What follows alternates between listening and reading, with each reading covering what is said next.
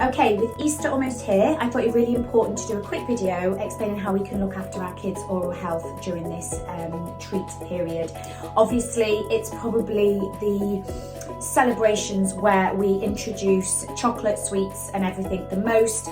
It's kind of centered around that, especially for our children. So I just thought it'd be really important to highlight 5 things we can do this Easter to actually help with our kids' oral health and help look after their teeth.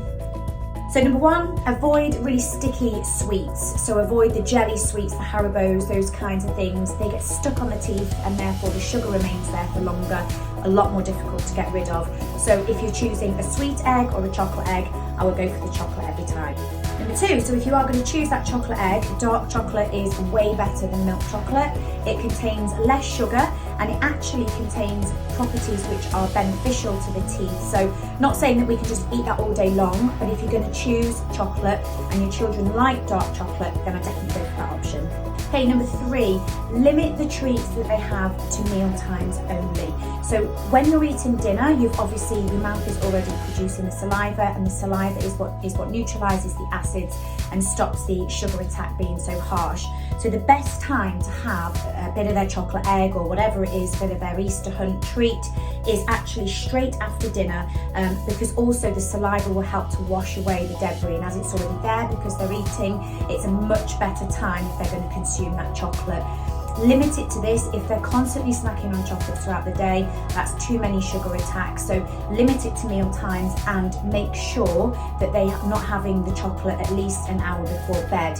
And then obviously they're brushing then as well. So number 4, with the brushing, it's really important to floss as well. Even children can floss. You might have to help them with that. But again, you need to give that break. So make sure that they are brushing and flossing after they've eaten the chocolate, but not until half an hour afterwards, because the acid level is high in the mouth once the sugar is there. You need to give that acid chance to neutralize over time, because if you're brushing on top of that acid, it's going to wear away the enamel. So brushing and flossing after eating sugar is really important, but not straight away. Give it about half an hour, and obviously make sure they're brushing before bed as well.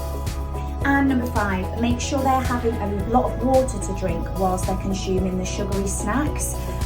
This helps to wash away the debris, helps to neutralise the acid as well, but make sure it's plain water, so it can't be cordial, it can't be juice, and stay away from fizzy drinks at all costs because they are bad, super bad for the teeth.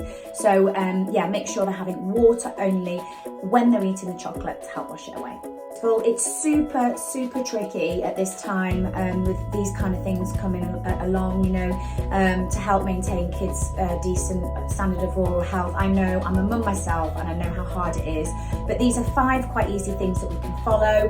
We can still let them have their treats, but we're following these guidelines as well, and it is really going to help them to not have, you know, so many attacks on their teeth.